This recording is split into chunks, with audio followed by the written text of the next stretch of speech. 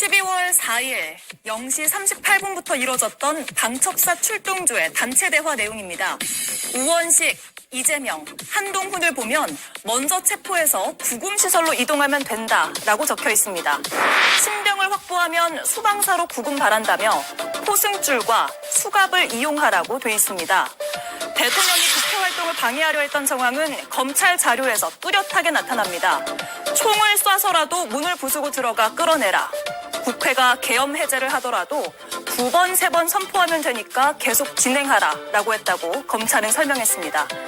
선관위 직원을 체포하려고 준비했던 도구도 공개가 됐습니다. 송곳과 안대, 포승줄, 야구 방망이와 망치까지 준비를 했습니다. 이렇게 대통령의 내란 혐의 직접 증거가 처음으로 공개되면서 더 큰 충격을 주고 있습니다. 네, 내용이 상당히 구체적으로 나타나고 있습니다. 속보로 일단 자막으로 설명을 드릴 텐데요.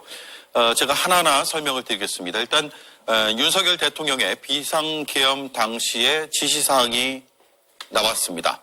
그 지시사항은 일단 검찰 수사 결과로 드러난 것이고, 윤 대통령은 올해 3월부터 비상계엄을 염두에 두고 있었고 11월 준비를 진행했다라는 내용도 들어와 있습니다.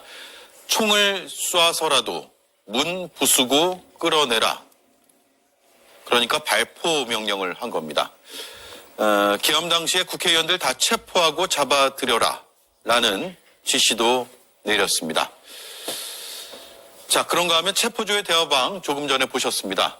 모든 팀이 지금부터는 우원식, 이재명, 한동훈 체포에 주력하라 라는 지시가 내려집니다. 그리고 이 체포조 대화방은 당일, 계엄 당일이 12월 3일인데 12월 4일 00시 38분부터 대화가 아주 빠른 속도로 이루어집니다. 신병이 확보되면 포승줄과 수갑을 이용하라라고 이야기를 하고 있습니다. 자, 대화방을 보면 국가수사본부 지원 명단도 담겨 있습니다. 9명 정도 지금 추산이 되는데요. 더 있는 것 같기도 합니다. 김모, 강모, 정모 등 해서 소속 부서까지 나오고요. 또 있습니다. 속보 내용 계속 전해주시죠. 네, 집결지는 국회 수소 충전소라고 체포조 대화방에 나오고 있습니다. 국회 충전소에서 모여서 그곳에서 작전을 수행한다. 계엄령의 작전을 수행한다라는 내용도 담겨 있습니다. 자, 그리고 검찰은 내란 주도 혐의로 김용현 전 국방장관을 구속 기소했습니다. 지금까지 전해드린 속보 내용은 김용현 전 장관의 구속 기소를 하면서 나온 자료고요. 지금까지의 수사 상황을 종합한 것이고, 수사가 계속 이어지면 더 구체적인 사항이 정리가 될 것으로 보입니다. 체포를 하면은 어떻게 할 것이냐, 어디로 구금할 것이냐라는 것들이 구체적으로 나와 있고요. 그리고 언제부터 윤석열 대통령이 비상계엄을 염두에 두고 있었고, 그리고 구체적인 실행 계획을 언제부터 짰는지, 누구와 함께 했는지도 나타나고 있습니다. 이 부분도 참 놀라운데요. 국회에서 1시가 넘어서, 새벽 1시가 넘어서 계엄 해제 의결안이 통과가 됐습니다. 그래서 계엄 해제를 해야 되는데 이진우 수방사령관에게 이렇게 얘기합니다. 해제됐다 해도 2번, 3번 계엄령을 선포하면 되니까 그대로 진행해라. 계속 진행해. 라고 지시를 했다는 내용도 담겨 있습니다. 따라서 윤석열 대통령은 2차 계엄, 3차 계엄도 염두에 두고 있었음이 검찰 수사 결과에서 다 드러납니다. 자, 우리 패널들 오래 기다리셨습니다. 하나씩 좀 얘기를 해보죠. 일단 대통령의 지시사항이 매우 구체적으로 드러났어요. 네, 김용현 씨의 이 공소사실 요지가 오늘 나왔는데 그 내용 안에 대통령의 너무나 무시무시한 이 지시들이 다 드러났고, 저는 사실 그날 아, 이게 국가는 없었구나. 국가가 어떻게 보면 조폭 비슷하게 지금 바뀌어 있었던 거의 야수가 된 듯한 그런 느낌마저 받았는데요. 너무나 충격적이어가지고 와, 이거 어디서 어떻게 말을 해야 될지 모르겠는데 일단 한 가지 짚을 점은 저는 당시에 국민의힘 의원들이 이 본회의장에 들어가지 않았잖아요. 예. 저는 이 부분에 대해서 대통령이 총을 쏴라. 라고 했던 부분들도 어쩌면 이들이 알고 있었을지도 모른다는 생각이 지금 들고 있어요. 왜 그러냐면 본회의장에 들어가면 혹시라도 총에 맞을 수도 있다라는 생각까지 했던 것 아닌가? 네. 혹은 그러한 생각을 했던 이 원내대표 추경호 원내대표가 그러한 지점들을 정확하게 하기 위해서 당사로 모여라 라고 지시를 내린 것은 아닌지 오히려 굉장히 의아할 정도고요. 크게는 공소사실 요지가 세 가지입니다. 이 다 국헌문란에 해당되는 것인데 하나는 국회를 봉쇄하고 의결을 방해했던 겁니다. 그리고 두 번째로는 주요 인사를 체포조를 운영을 하고 그것을 편성했던 것. 그것에 대한 이 카톡 대화방도 이제 오늘 말씀을 나누겠습니다만 그러한 내용이 주로 있었고 세 번째로는 선관위 점검 서버 반출 및 주요 직원 체포를 시도했다는 것. 굉장히 무시무시하게 아주 구체적으로 오늘 공소사실의 요지가 드러났는데 그 과정에서 대통령의 발언도 같이 나오게 되면서 굉장히 충격적인 내용이 드러난 것으로 제가 보입니다. 네, 체포조가 가지고 갔던 체포에 쓰려고 했던 군사 무기 외에 장비들이 드러났죠. 조금 전 네, 이 사진입니다. 망치, 커터칼, 송곳인가요? 드라이버인가요? 그리고 케이블 타이라고 하죠. 손발을 묶는 데 쓰기 위한 것으로 보입니다. 망치가 있고요. 그 외에도 포승줄, 펜치, 그리고 저 검정색은 뭔지 모르겠지만 저거는 안대인 것 같아요. 예, 안대군요. 머리, 얼굴을 가리려고 했던 것 같습니다. 예, 얼굴이나 눈을 가리기 위한 안대 같은 것들을 가지고 체포를 하러 갔다라는 상당히 놀라운 수사 결과가 1차 수사 결과죠. 나온 거네요. 재판에 의해서 확정된 사실은 아니지만 상당히 충격적인 내용임은 분명한 것 같습니다. 일단 적어도 지금 1차 수사 결과가 나온 상태에서 대통령께서는 최소한의 어떤 입장이나 또는 수사를 받아야만 반론이 됐든 이 사실이 다 사실이 아니라고 하더라도 사실이 아니라면 대통령께서 수사를 받아서 반론을 하든 뭔가 있어야만 적어도 국민들께서 납득할 것 같습니다. 지금 이 상황, 이 조사 결과만 봤을 때는 납득할 수 있는 국민이 저는 많지 않을 거라 생각을 합니다. 예. 그리고 아까 이동학 최고위원님께서 저희 당 의원들이 계엄 당시 시점에서 뭐 알고 있었지 않냐 그 말씀들을 좀 하셨는데 그때 당시 시점으로 저희 당에서는 당시 한동훈 대표가 가장 먼저 계엄에 대해서 반응을 하셨고 국민의힘 의원들에게 계속 본회의장으로 와달라고 요청을 계속 했던 점 다시 한번 네, 말씀드리겠습니다. 그 부분은 주장과 추측이고 또 반론이니까 그렇게 정리하면 될 것 같습니다. 그러니까 어쩌면은 예. 알고 계셨던 분들도 있고 모르고 계셨던 분들도 있었을 것 같습니다. 그리고 아까 그 무기들에 대해서 좀 말씀드리고 싶은데 지금까지 쭉 대통령이 이제 뭐 명태균 게이트 발발 이후로 쭉 입장문도 내고 대국민 담화도 하고 기자회견도 했을 때 제가 사실 가장 좀 거슬렸던 단어들이 통치, 경종 이런 단어에서 통치라는 단어가 굉장히 많이 등장했거든요. 그런데 지금 이걸 보면 아니 야구방망이랑 망치로 무슨 통치를 하겠다는 건지 안대랑 포승줄로 무슨 경종을 울리겠다는 건지 정말 국민들의 입장에서는 우리가 2024년에 이렇게 끔찍한 세상에 살고 있나 정말 너무 분노가 치밀어 오르는 장면입니다. 네. 일단 체포조의 단체 대화방 내용만 보면 우원식, 이재명, 한동훈 중이라고 되어 있습니다. 기존에 부여된 구금 인원 전면 취소. 그러니까 기존의 명단을 준 거예요. 근데 그 인원 일단 전원 취소라고 하면서 12월 4일 00시 38분부터 대화를 합니다. 모든 팀은 우원식, 이재명, 한동훈 중에서 보는 팀 먼저 체포해서 구금시설 수방사로 이동하면 된다라고 구금시설을 수방사로 특정해서 안내를 합니다. 그리고 현장에 있는 작전부대를 통해서 신병을 확보한 이후에 인수받아서 수방사로 구금을 하기 바란다라고 통보와 공지를 합니다. 그 밑에는 별 표시가 되어 있고요. 포승줄 및 수갑을 이용하라고 나타나고 있습니다. 포승줄과 수갑은 저희가 조금 전에 사진으로 봤던 그것으로 추정이 되네요. 이 정도면 굉장히 구체적으로 움직이고 있었구나라는 것이 더 자세히 드러나게 됐어요.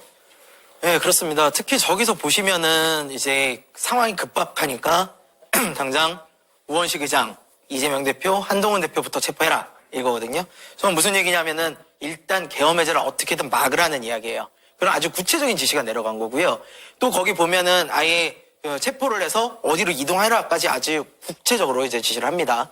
그리고 지금 저기 나오는 저 포승줄, 안대 뭐 이런 것들을 보시는데 전 솔직히 좀 깜짝 놀랐어요. 왜냐면은 저런 거는 우리가 보통 어디서 보냐면요.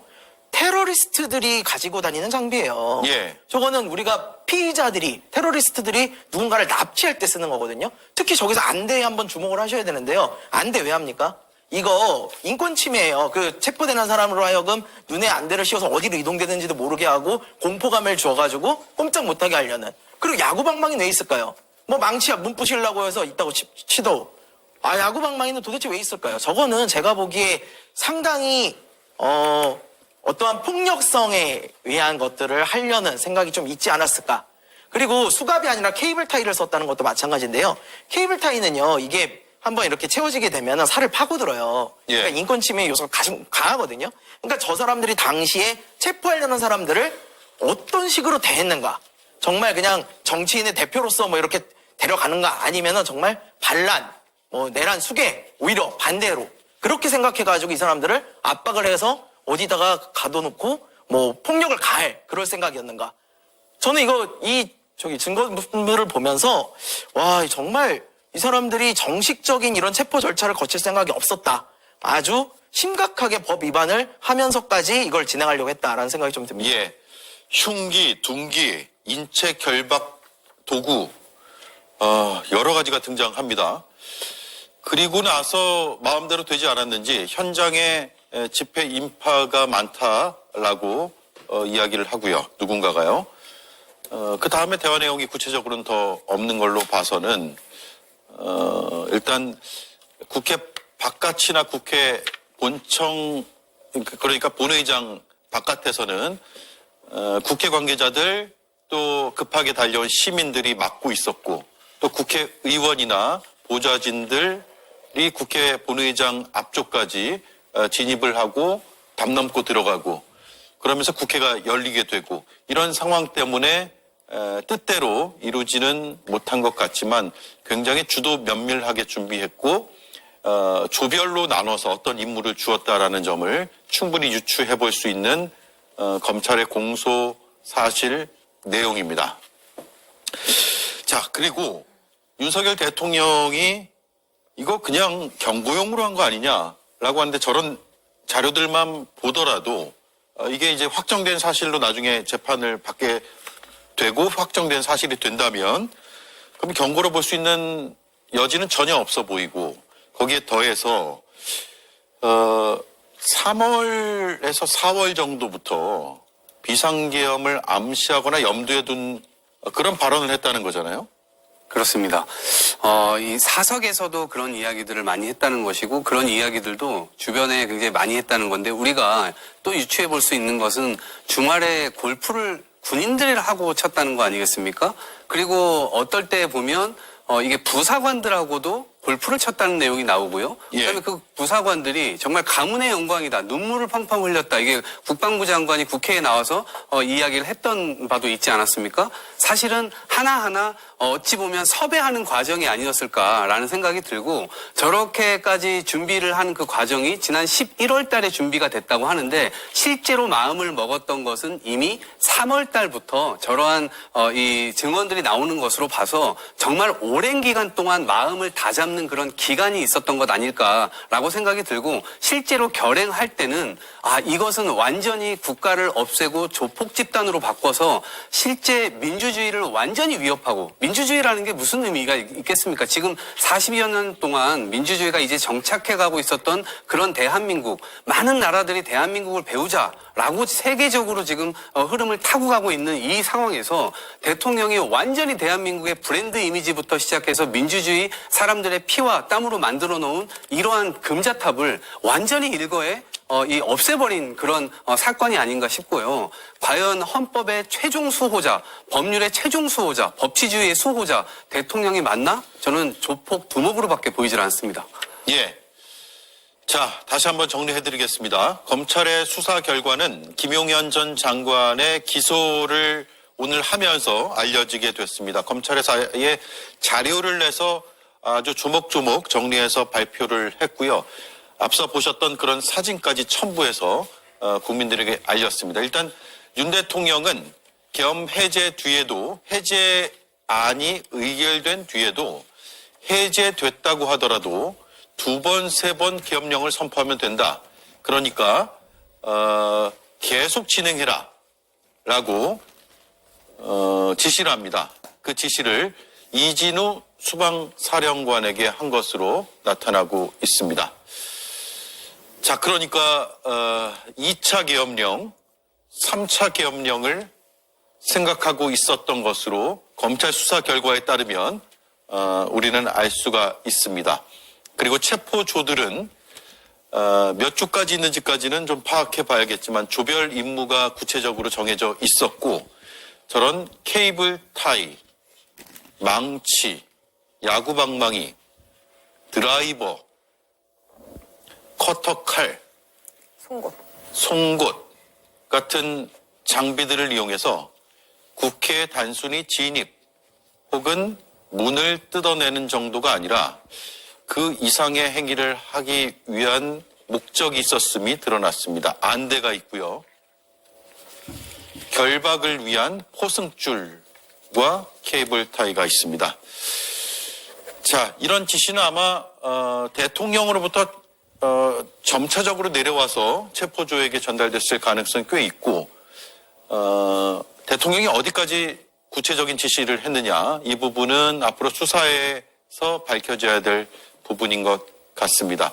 자, 또 하실 말씀 있으세요? 우리 패널분들? 예, 이 지금 이 특수본에서 나온 이 보도자료가 굉장히 중요한 의미가 있어요. 뭐가 있냐면요. 이번 계획이 얼마나 치밀하게 준비가 됐고 얼마나 잔인하게 완전히 국가의 모든 권력을 본인이 독점하기 위해서 이루어졌는가 그게 보입니다. 이 안의 내용을 보면요. 철저하게 분업화가 다 돼 있어요. 국가가 동원할 수 있는 모든 무장병력 그리고 공권력을 다 동원해가지고요. 경찰의 경우는 국회를 봉쇄해라. 그 다음에 수방사는 국회를 침탈해라. 특전사 역시 계엄 해제 저지하고 국회의원들 끌어내려라. 이런 예. 정도 들어가고요. 그 다음에 방첩사랑 국정원한테는 14명 주요 인사 빨리 체포해라. 여기 들어가고 정보사 동원에서는 선관위 서버 침탈하고 선관위 직원들 체포해라. 이렇게 들어가요. 그러니까 이것만 본다 하더라도 이게 얼마나 계획적으로 이제 이루어진 일인지 철저하게 시스템화해가지고 분업화해가지고 이루어진 일인지 알 수 있고요. 이런 거를 경고성 이야기였다 이렇게 치부하는 거는 전혀 말이 안 되는 거고요. 지금 이 내용에 보면은 대통령이 직접 지시를 했다는 증언들이 나옵니다. 예, 이제 그동안은 저희가 한 명 한 명 보던 게 요번에 김용현 구속 기소를 통해 가지고 실질적으로 수사기관이 인정을 하는 거예요. 네. 그렇기 때문에 이 내용들은 앞으로 이제 저희가 더 살펴봐야 되긴 하겠지만 이 윤석열 씨라는 사람이 계엄에 얼마나 주도적으로 본인이 다 직접 명령을 내려서 했는지 국민들이 잘 아시게 될 상황이라고 보입니다. 예. 자, 그리고 이제 구금시설이 나오거든요. 사진은 없지만 수방사의 구금시설로 데리고 가라라고 하잖아요. 수방사의 구금시설은 지난번에 국회 상임위에서 사진이 지금 나가고 있군요. 비원 벙커라고 물론 자료 화면입니다. 과거의 비원 벙커 내부 사진으로 의원들 체포할 경우 저기에 구금하려고 했다라는 증언을 국회 상임위에서 관계자들이 했다라고 의원이 밝혔는데 그게 이번에 검찰 수사하고 일맥상통하는 내용이 나왔어요. 네, 그게 국방부 장관으로 김용현 씨가 임명이 되자마자 바로 했다는 게 바로 저기 리모델링을 했다는 거 아니겠습니까? 국방부 장관 하자마자 저거를 할 일입니까? 그런데 머릿속에는 이미 그 이전에 그런 논의가 있었다라고 하는 것을 의미하고요. 네. B1 벙커는 사실 민간에게는 이미 드러나 있지 않은 공간입니다. 저기에는 많이 들어가면 수천 명이 들어갈 수도 있고요. 유사시나 전시 때 저기는 예를 들면 미사일 포격이나 이런 것들도 굉장히 밑에 이 지하에 있기 때문에 요격을 당해도 주요 지휘부가 들어가서 사실상 그 전장을 쳐다보면서 지휘를 할 수 있는 그런 시설입니다. 그런데 그 목적에 맞지도 않게 야당 정치인들을 그쪽으로 다 끌어내서 거기에다가 다 감금하려고 했었던 그런 계획들이 이미 증언으로 지금 나오고 있는 바고요. 예. 당시에 대통령께서 무슨 얘기를 했냐. 본회의장으로 가서 4명이 1명씩이라도 다 들쳐업고 나오라고 해라. 도끼로 문을 부셔라. 이런 얘기까지 지금 나오고 있는 상황입니다. 그렇게 붙잡아서 결국 B1 벙커에 사람들을 몰아넣고 어찌 보면 지금 우리가 정말 무시무시하게 화면으로 보고 있는 여러 가지 이 장비들로 어쩌면 고문까지 할 수 있었지 않았을까? 그런 이제 무시무시한 생각도 들 수밖에 없는 상황인데 정말 이게 민주주의 국가 대한민국의 상황이 맞는가? 정말 저는 의심이 들 수밖에 없는 네. 상황입니다. 그리고 정말 심각한 건 이 내란 시도가 결국에는 실패로 돌아갔잖아요. 그러면은 인정을 해야 하는데 윤석열은 그마저도 국민을 우롱하려고 합니다. 그래서 대국민 담화를 통해서 이게 얼마나 정당한 일이었는지를 계속 설득하려고, 물론 지지율이 많이 떨어졌지만 그나마 남아있는 그 지지자들에게도 호소를 하려고 계속 정당성을 부여를 했는데요. 뭐 거대 야당이 입법 독재를 했다라든지 정부 예산을 대폭 삭감을 해가지고 우리가 국정이 마비됐다라든지의 이유를 댔단 말이죠. 그런데 지금 드러난 증거를 보면 3월부터 이 계엄을 염두에 둔 게 이제 드러났습니다. 그러니까 22대 국회가 존재하기도 전이란 말이에요. 앞뒤가 맞지 않는 말이고 이 정말 국민을 우롱하려는 시도라고밖에 볼 수 없을 것 같습니다. 그리고 제가 여기 보도자료에서 카톡의 그 캡처가 있잖아요. 네. 그래서 가장 중요하게 본 게 현장에 들어가고 있는데 시위 인파가 많습니다라고 한 부분이 정말 시민들 덕분에 이 일이 좀 저지된 게 아닐까, 너무 감사한 마음이 네, 들었습니다. 이게 국회 앞이잖아요, 사진이. 네. 국회 앞이고 시민들의 모습인 것으로 보입니다. 약간 흐려서 뿌옇게 나와서 정확하게 말씀드리긴 어렵습니다만 계엄군 중에 한 명이 현장 들어가고 있는데 시위 인파가 많습니다라면서 사진을 올려요. 여기 진입이 어렵다라는 것을 사진으로 알렸고 그 뒤에는 특별한 답은 없었던 것으로 보입니다. 역시나 계엄군의 사진을 통해서도 시민들의 당시 역할, 공로 이런 것들이 얼마나 큰지를 알 수가 있는 상황이네요. 네. 뭐 특정 정당 소속 정치인뿐만 아니라 정치인 전체에 대해서 특히 한동훈 대표까지 포함해서 저런 시도를 했다는 것 자체가 굉장히 어떻게 보면 정치를 마비시키려고 했다는 의도로밖에 해석이 안 될 것 같습니다. 네. 석동현 변호사가 어제까지만 해도 윤석열 대통령은 탄핵 소추에 집중하겠다고 했는데요. 지금 이 정도 수사 결과가 나왔으면 윤석열 대통령께서 공소시효 수사를 충실히 임하는 게 국민들께, 그래야만 국민들께서 어느 정도 해서 설명을 듣고 납득할 수 있지 않을까, 그런 생각을 저도 가지게 됩니다. 예. 아직 국민의힘에서 탄핵에 대한 반대 목소리, 반대 당론이 바뀐 건 없죠. 제가 아직까지 들은 바는 없습니다. 예. 네. 반대 당론이 바뀐 바가 없고 또 한덕수 권한대행에 대한 탄핵 소추도 계속 반대했고 여러 가지 이제 헌법적 주장들이 이어졌고 이런 상황인데 오늘 검찰의 수사 결과를 어떻게 바라볼지 상당히 궁금한데 국민의힘의 공식 입장이 나오면 그 역시도 잠시 뒤에 전해드리도록 하죠. 네, 너무나 말로 옮기기가 어려운 그런 사진들입니다. 하지만 시청자 여러분들께서도 당시의 상황을 수사한 검찰의 발표 내용을 세세히 아시는 게 중요할 것 같아서 그대로 전해드립니다. 이런 자료를 바탕으로 우리가 당시 계엄군들이 무엇을, 왜, 어떻게, 누구를 위해서, 누구를 대상으로 하려고 했는지를 전체적인 윤곽을 파악해 볼 수 있을 것 같습니다. 자, 그리고 지금 막 들어온 소식은 한덕수 권한대행이 오후 5시 16분부터 권한이 정지가 됐습니다. 국회 탄핵 의결서가 접수된 그 시점에 바로 권한이 정지가 됐습니다. 대통령 권한 대행에 대한 직무정지와 더불어서 총리로서도 직무를 수행할 수가 없게 됩니다. 한덕수 대행은 지금 수사기관에서 수사를 한 차례 받은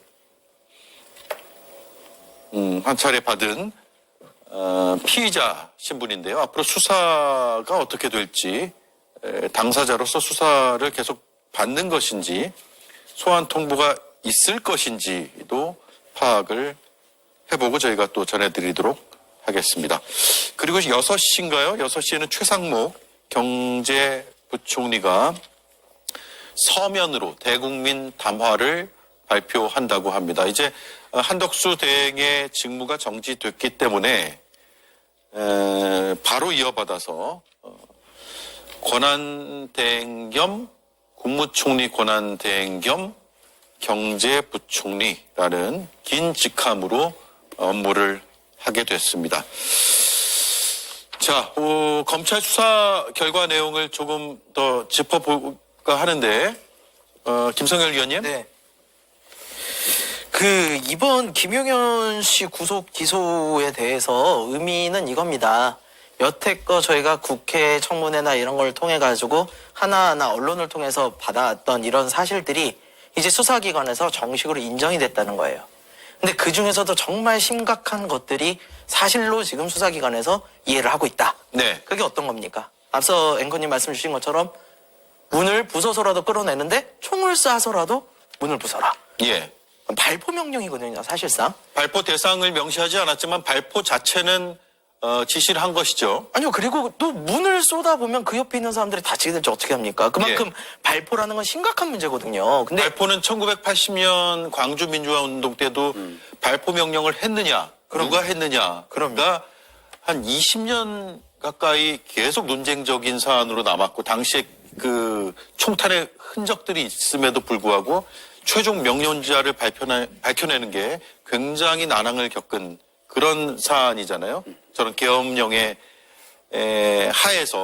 하에서 발포 지시가 있었다는 것은 굉장히 우리에게는 아픈 추억이기도 하고 중차대한 범죄 행위인데 지금 관계자들 통해서 다 드러나고 있어요. 발포 지시가. 네, 발포 지시 나오고 그다음에 도끼로 문 부숴서라도 끌어내라 그러고 그다음에 4명이 한 사람 못 끌어내냐 막 이러고 이거 다 무슨 내용이냐면요. 계엄을 해제를 저지하려는 거예요. 계엄 해제 저지. 여기서도 수사기관에서도 지금 인정을 했습니다만 이것이야말로 국헌문란이거든요. 그리고 폭동의 그 증거입니다. 그러니까 이제 이 정도로 수사기관이 얘기를 했으면요.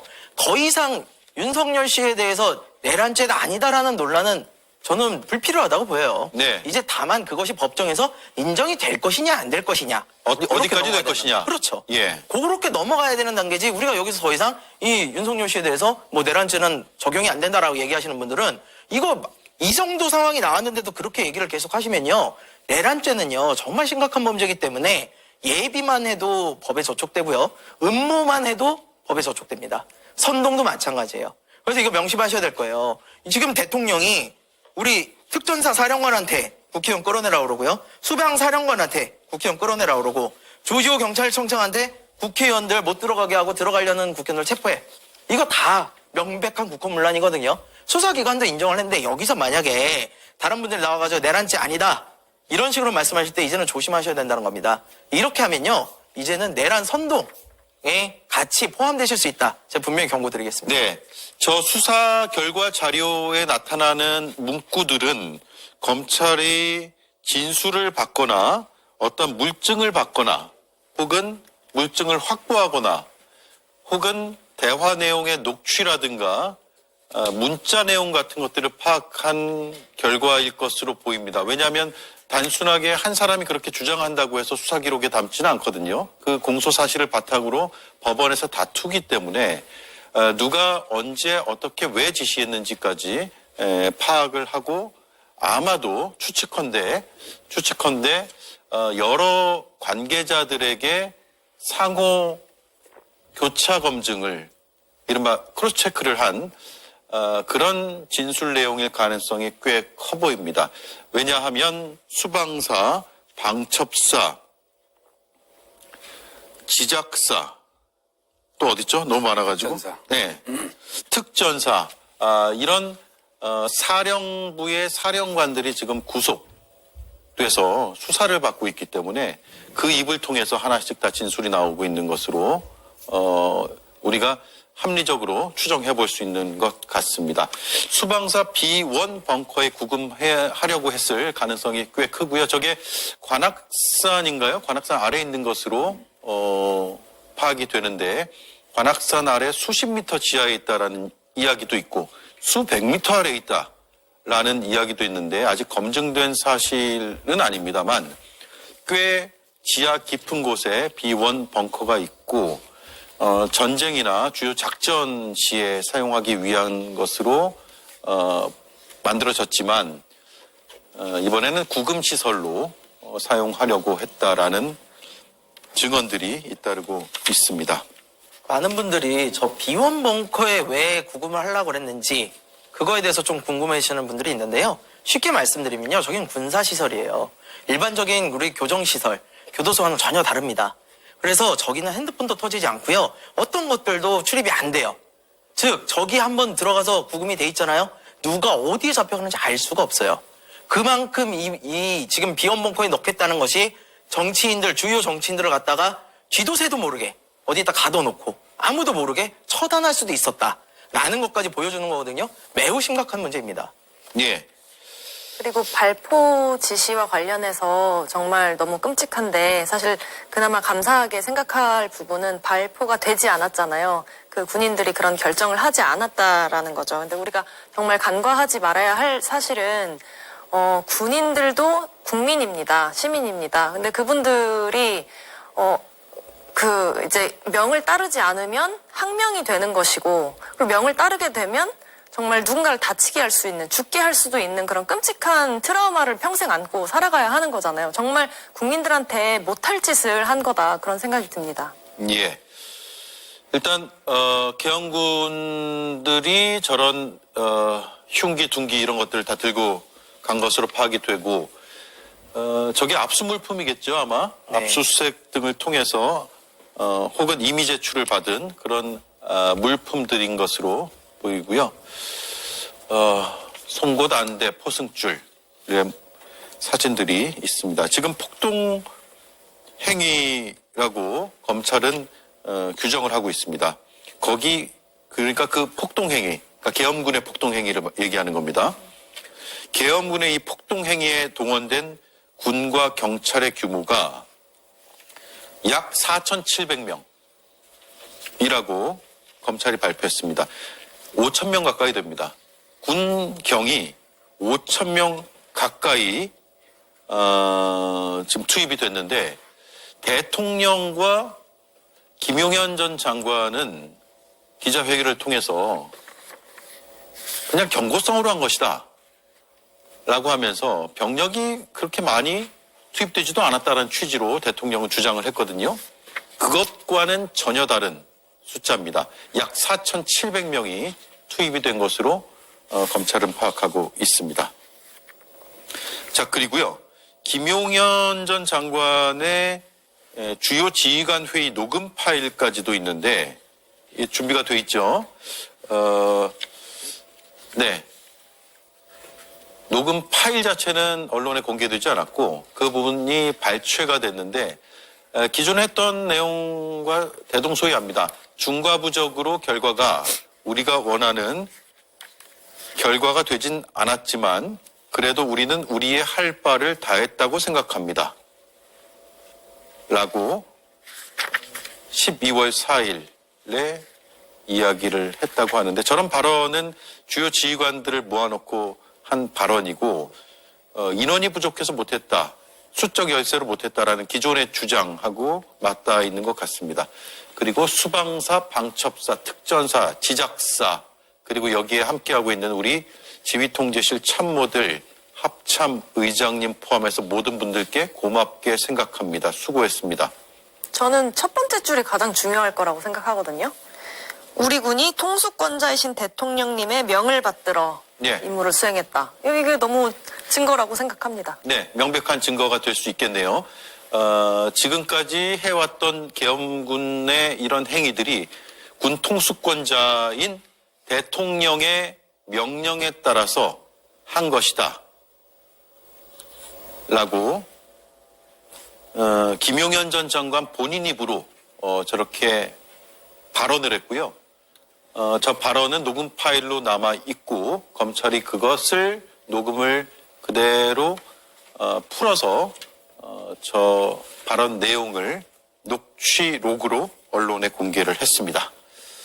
자, 그리고 제가 말씀드린 군과 경찰 규모도 나타나고 있습니다. 약 4,700명이고요.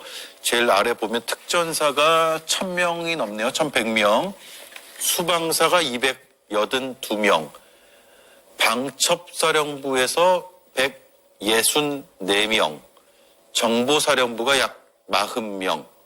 그리고 조사본부가 10명 정도 되고 경찰이 또 많이 투입이 됐습니다.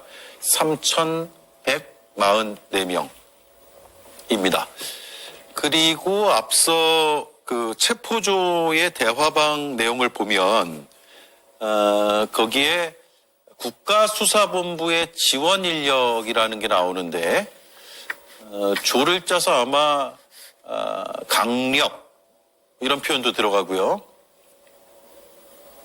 성과 이름은 지웠고 연락처 010까지 이렇게 남아 있습니다. 그러니까 국가수사본부에서도 인력을 지원했다라는 게 이걸 통해서도 다시 한번 확인이 돼요. 국가수사본부가 지금 이 내란 혐의에 대한 수사의 중요한 한 축이잖아요. 네, 맞습니다. 근데 과연 수사를 맡겨도 되느냐라는 국민적 의구심이 굉장히 큰데 국수본에서도 당시에 인력을 지원한 것으로 저렇게 나타나고 있습니다. 물론 검찰 수사 결과고요.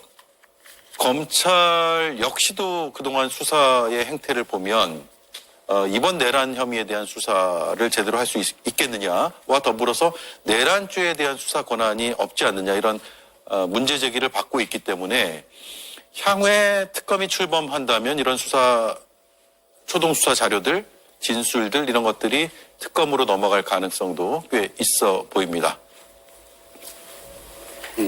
저는 근데 지금 국민의힘의 태도나 자세가 매우 위태로워 보입니다. 여전히 대통령이 컴백하기만을 기다리고 있거나 혹은 지금 2년 반 동안 국민들께 보여드렸던 모습이 대통령이 너무나 많은 기행을 함에도 불구하고 그것을 바로잡고자 노력하지 않았단 말이에요. 근데 지금 이 사달을 벌이고 났는데도 여전히 국민의힘은 이런 탄핵을 반대한다거나 혹은 그것을 시도하려고 하는 사람들을 당에서 쫓아내거나 이런 방식으로 지금 국민들 앞에 보여주는 모습인 거거든요. 예. 그래서 지금 탄핵에 대해서도 여전히 반대를 하고 있습니다만 오늘 192표로 이제 찬성이 돼서 한덕수 국무총리가 물러갔죠. 한덕수 총리야말로 정말로 이중적인 이 사람이라고 하는 게 왜 그러냐면 헌법재판소 이거 바로 3명 국회에서 인준됐기 때문에 그것도 양당 합의로 이미 추경호 원내대표 때 양당이 합의로 됐던 사안입니다.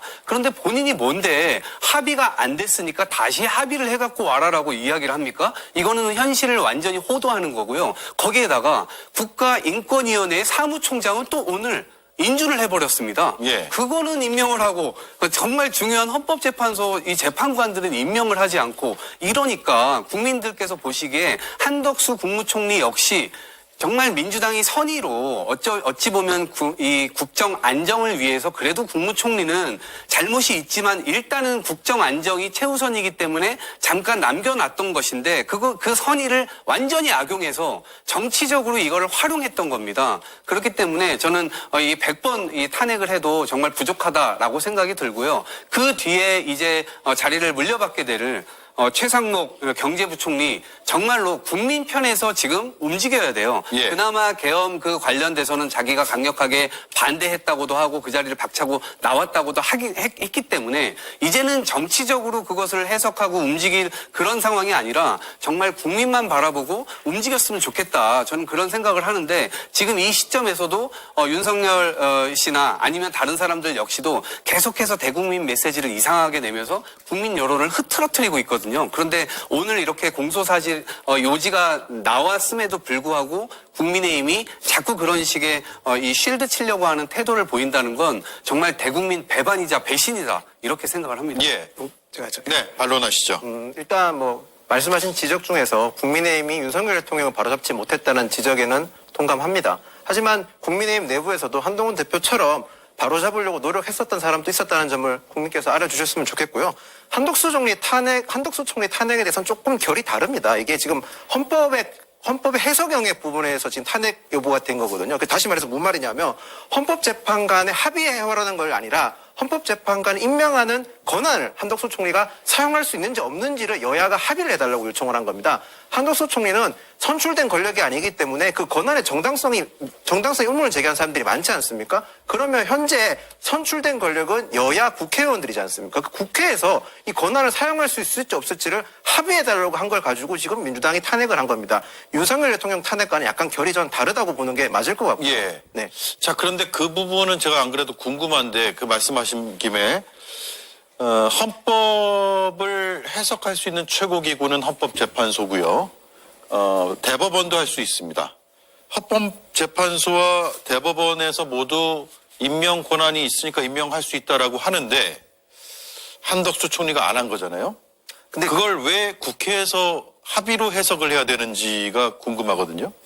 그러니까 이게 대통령의 권한은 행정수반으로서의 권한과 국가 원수로서의 권한이 있지 않습니까? 행정수반으로서는 행정부의 뭐 인사에 대해서는 임명권 행사할 수 있지만 헌법재판관처럼 사법부 영역이지 않습니까? 입법부가 아니라 행정부가 아니라 사법부 같은 경우는 국가 원수의 직위로서 행사하는 겁니다. 권한 대행 같은 경우는 국가 원수라고는 볼 수 없는 거 아닙니까? 대통령의 지위로 있기 때문에 행정수반으로서 지휘권을 임용한 거고 아까 말씀하신 대로 헌법재판관들이나 대법원이 헌법에 대해서 해석할 수 있지만 그것이 헌법재판소에서 정식적으로 된 게 아니라 개개인별의 의견을 물어봐서 된 거지 않습니까? 정식적으로 헌법재판소 소원을 통해서 정식적으로 의견이 나오는 걸 토대로 해서 판결하는 게 저는 맞다고 생각을 합니다. 헌법재판소의 사무처장이면 유권 해석을 해서 언론이나 기관에 알릴 수 있는 위치에 있는 직책자인데 그걸 그렇게 얘기할 수 있을지. 저는 그 말이 뭐냐면 지금 대통령 탄핵에 대해서 이제 헌법재판관들이 다뤄야 되지 않습니까? 예. 대통령 탄핵이라는 게 엄중한 상황이지 않습니까? 가급적이면 많은 국민들이 납득을 해야 되고 정당성에 문제가 없어야 된다고 저는 생각을 합니다. 그 문제를 없애기 위해서 가장 좋은 방법은 결국에는 헌법재판소에 대해 전체적인 의견을 만들어야 되는 거고 그것보다 더 좋은 거는 선출된 권력인 여야가 합의를 통하는 게 맞다는 점에서 국민의힘에서 이의를 제기하는 알겠습니다. 그 의견은 제가 저는 딱 이해는 안 되는데 잠시만요. 예. 정확히 이해는 안 되지만 어쨌든 그렇게 말씀하시니까 그 말씀 그대로 받아들이고 근데 국민의힘에서 합의할 마음이 없는 거 아니에요? 아예? 대화를 안 하려고 하는 거 아니에요? 대화를 안 하려고 하는 건 민주당 역시도 마찬가지라고 저는 생각을 합니다. 지금 사실 어느 한쪽이 잘했다는 말을 하고 싶은 건 아닙니다. 국민의힘 태도에서도 충분히 저는 문제가 있었다는 점에서 지적에 대해서는 충분히 납득을 하는데요. 민주당 역시 사실 국회에서 주도권은 민주당이 갖고 있는 게 맞지 않습니까? 민주당에서도 약간 전향적인 태도로 저희와 대화를 하는 모습을 보여야 되는 게 저는 맞다고 생각하고요. 국민의힘 역시 지금 잘한 점은 없다고 저는 생각을 합니다. 민주당도 대화할 생각이 없었던 거예요? 아니요, 이거는 합의됐던 사안입니다. 11월 22일 날 보도를 찾아보십시오. 추경호 원내대표와 박찬대 원내대표가 이미 합의했던 사안이고 3명을 추천을 한 겁니다. 그건 저희가 어제 팩트 체크를 해드렸습니다. 국민의힘에서 물론 네 분이 안 계셨지만 한 분을 추천하고 민주당에서 2분을 추천하고 그래서 그것을 임명 절차를 거쳐서 추천하자라고 얘기를 했던 사안인데 국무총리가 그걸 다시 뒤집을 권한이 있습니까? 본인은 소극적으로 이것은 그냥 지나가는 정도의 의사결정 정도인 거거든요. 그런데 제가 아까 말씀드린 대로 인권위원회 사무총장은 자기가 임명을 해버렸단 말이에요, 오늘. 근데 자기가 무슨 권한으로 헌재는 안 하면서 이거는 왜 합니까, 그러면? 그래서 앞뒤가 안 맞는다. 매우 정치적으로 한덕수 국무총리가 국민의힘과 한 팀이 돼서 움직인 거다. 이건 국민 배반이다. 이렇게 말씀을 드리고 있는 것이고. 마시고요. 여야 합의로 해라라고 했던 거는 이건 윤석열의 재림입니다. 윤석열은 그동안 국민의힘에 아무것도 합의하지 마라고 뒤에다가 얘기해 놓은 것처럼 행동을 했고 그 앞에서는 국민들 앞에서는 합의를 종용하는 것처럼 얘기를 했지만 앞뒤가 완전 달랐습니다. 한덕수 국무총리 역시 저는 이 부분에서는 똑같았다. 그래서 저는 윤석열이라고 하는 사람이 그동안 굉장히 뭐 금쪽이처럼 이 국민의힘에서는 그런 금쪽이 대통령이었는지 모르겠지만 이제는 잘못된 건 잘못됐다라고 얘기하고 국정을 정상화할 책임이 있는데 그 책임을 지금 다하지 않고 있기 때문에 국민 배반이다, 배신이다 그 얘기를 계속 하고 있는 겁니다. 자, 반론하실 거면 짧게 하시고요. 마지막 발언권 드리겠습니다. 그럼 민주당 역시 마찬가지인 게 거부권은 사용하지 말라고 하고 임명권은 사용하라고 그것도 모순되는 거 아닙니까? 지금 여야가 서로 모순된 점이 되게 많습니다. 어느 한쪽에 잘했다는 얘기를 하는 게 아니라요. 지금 상황에서 할 수 있는 건 여야가 합치와 정치를 해야 될 시점인데 민주당이 역시 밀어붙이기 식으로 계속 하고 있다는 점 지적하고 싶습니다. 예. 자, 뭐 치열하게 막판에 토론이 됐는데 시청자들께서 잘 판단하시리라고 생각하고요. 자, 치열했지만 돌아가는 길은 또 조심히 즐겁게 돌아가시기 바랍니다. 잘 들었습니다. 고맙습니다. 감사합니다. 감사합니다.